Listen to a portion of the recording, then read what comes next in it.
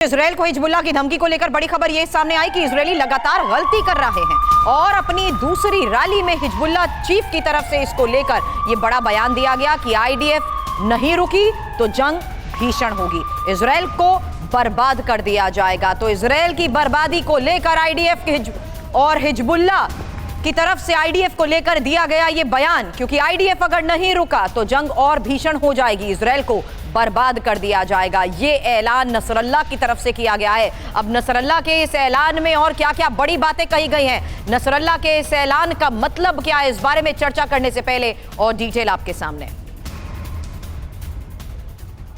तो नसरुल्लाह का ऐलान क्या है कि युद्ध में आएगा लेबनान। अब इससे जुड़ी इंफॉर्मेशन क्या कहती है? देखिए, नए हथियारों से हमले किए जा रहे हैं, इजरायल में नए टारगेट पर हमले हो रहे हैं।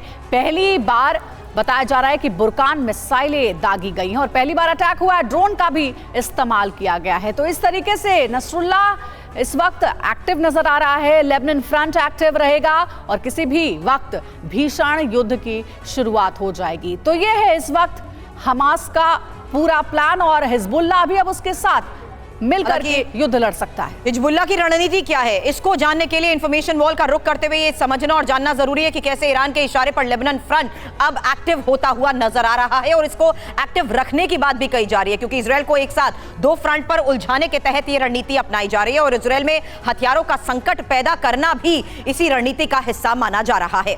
कहा यह जा रहा है कि तनातनी बढ़ाकर अमेरिका को प्रेशर में रखने की प्लानिंग है, दबाव में रखने की एक रणनीति है और खतरे की वजह से जो पश्चिमी देश हैं वो इजरायल पर दबाव डालेंगे। साथ ही गाजा में अत्याचार के नाम पर मुस्लिम देशों को एक करना भी एक बड़ा मकसद समझ में आ रहा है। तो हिजबुल्लाह की ये रणनीति है और कहा जा रहा है कुल मिलाकर के ये पता है, चाहे हमास हो या हिजबुल्लाह या फिर जो अरब के देश है, कि बिना अमेरिका की मदद के इजरायल इतना मजबूत नहीं हो सकता है। हमारे साथ खास मेहमान भी जुड़े हुए कर्नल राठौर, जो ये रणनीति हिजबुल्लाह की नजर आ रही है मुस्लिम देशों को एकजुट करने की इजरायल के खिलाफ और अमेरिका के खिलाफ, क्या ये कामयाब हो पाएगी?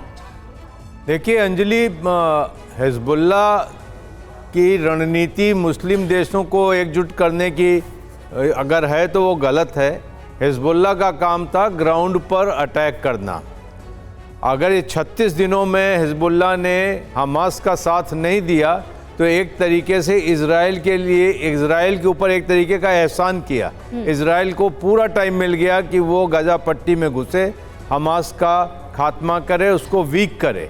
और अभी तक भी हिजबुल्लाह ने कोई सीरियस अटैक नॉर्दर्न फ्रंट से नहीं किए हैं। छिटपुट क्रॉस बॉर्डर हुआ है, छिटपुट मिसाइल्स मारे हैं, रॉकेट्स मारे हैं, लेकिन हिजबुल्लाह एक पोटेंट फोर्स है। उसके पास उसने एंटी शिप मिसाइल दिखाए हैं, बुरकान मिसाइल दिखाए हैं, बाकी चीज़ें भी हैं, लेकिन वो नसरुल्लाह के दो बयानों के बाद भी अभी तक वो जंग में नहीं उतरा है।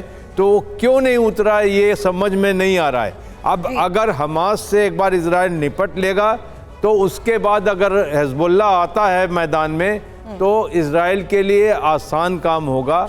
और बात लेबनान की एयरफोर्स की करते हैं या नेवी की करते हैं, वो इजराइल के सामने कहीं नहीं खड़ी होती है। लेकिन 2006 में हिजबुल्लाह और इजराइल की लड़ाई हुई थी, 36 दिन कोई लड़ाई चली थी, बेनतीजा छूटी थी। लेकिन आज के इस हालात में इजराइल का ये घेराव, इजराइल को उलझाना और अमेरिका पर इनडायरेक्टली दबाव बनाना, क्या यही एक सबसे बड़ी रणनीति अभी नहीं अपनाई जा रही?